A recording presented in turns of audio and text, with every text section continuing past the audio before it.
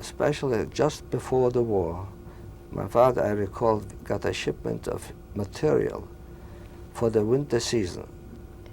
What the Germans did when they came in, they sealed the business. They sealed the door. And naturally my father was very frightened, angry, bitter, and frightened.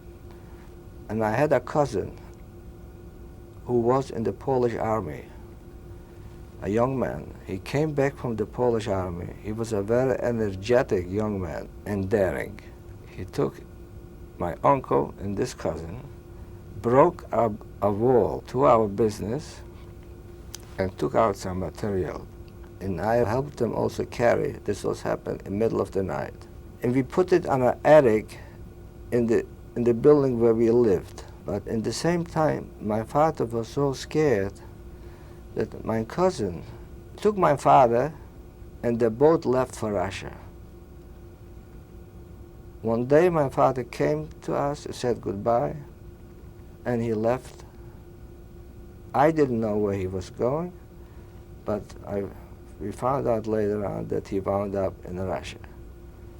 A few days later, the Germans found out and they arrested my mother.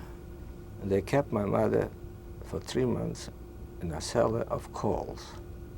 We could hear her. Matter of fact, we passed by to hear her, and we knew that she's there. And she came out a very sick, broken woman. It took her a while till she got to herself.